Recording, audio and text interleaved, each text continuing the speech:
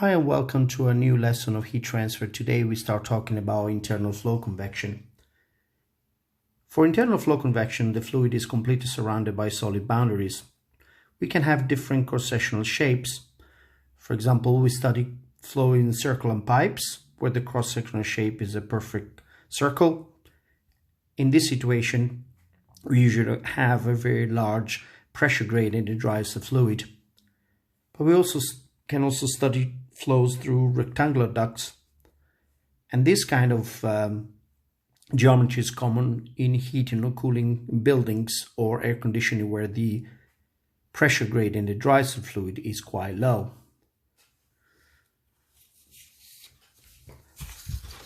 So if we study laminar flows, we can have some theoretical results. So for simple cases, for example, laminar flow in circular pipes. But in general, for laminar flows in more complex geometries or for turbulent flows, we have to rely on experimental data or computational data. So we can find correlation relating the Nusselt number with the Reynolds number and the Prandtl number. In our studies, we neglect frictional heating, meaning that the fluid does not warm up due to friction, and the temperature gradients arise only due to heat transfer. This kind of frictional heating usually occurs in oils, very viscous oils used for lubrication, but we neglect these cases.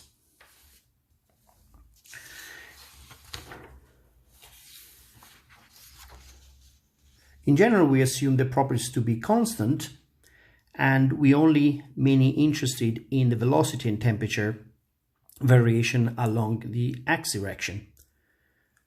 So to do so, we need to define bulk average values for the velocity and the temperature.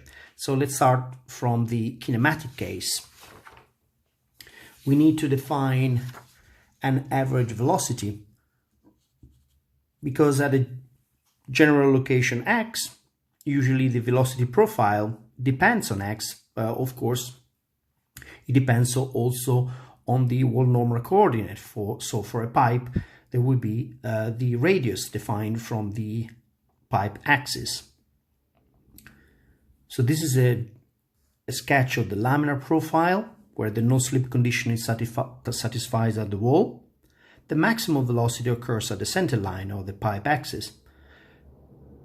So what we can do, we can define mass flow rate. So written here as m dot, so that's kilograms per second. So that's the mass flowing at each cross-sectional per unit time.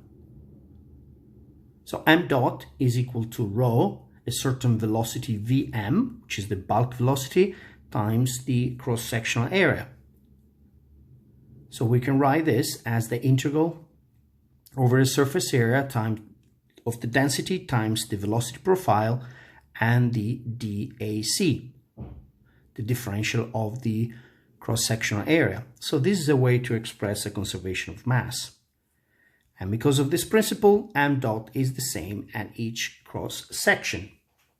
Now we can rearrange this expression here. So we can define the bulk velocity, Vm, in this way. And in our case, we can assume that the density is constant, even though there are temperature gradients. So we have an incompressible flow, and simplifying, we have this integral. Now, only an integral along the radial direction for pipe flows, for this example.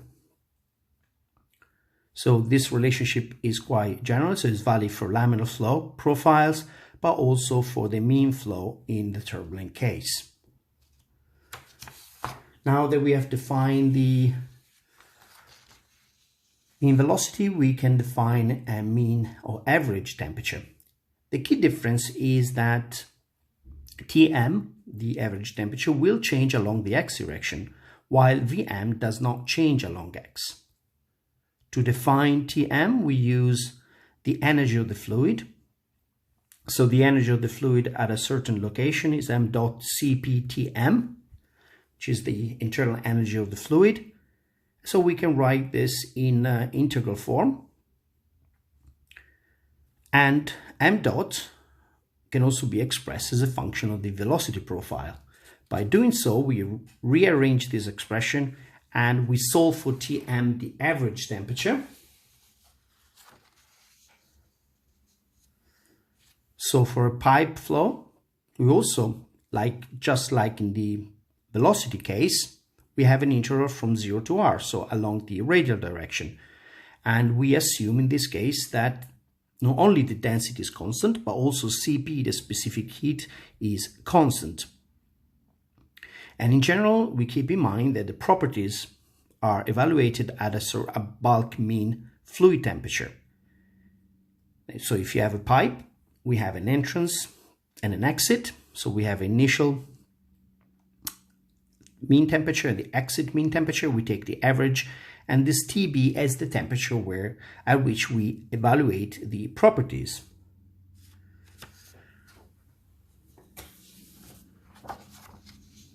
Of course, it's very important to define a Reynolds number. So for circular pipes, we can define the Reynolds number based on the mean velocity, the bulk velocity we have just defined, times the diameter of the pipe divided by the kinematic viscosity. So in general, we know that if the Reynolds number based on the diameter is smaller than about 2,300, we will have a laminar flow. And if the Reynolds number is larger than about 10,000, we have a fully developed turbulent flow.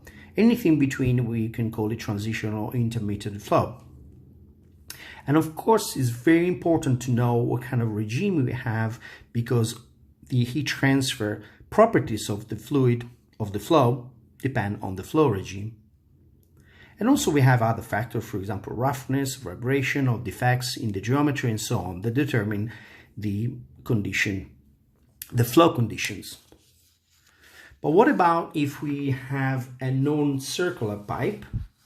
We still need to define a Reynolds number. So we can define a velocity Vm, but now we need another scale. So we call this dH, and that's called the hydraulic diameter. It's defined as 4 times the cross-sectional area divided by the perimeter of the cross-sectional area. So of course, we check the units. We have a length. Why do we have a 4 in front? Because in the case of a circular pipe, then the dH is exactly the diameter. So if you have a rectangular shape, dH is in this form. If you have a square sectional shape, dH is nothing but the length of the square. Okay, thank you very much.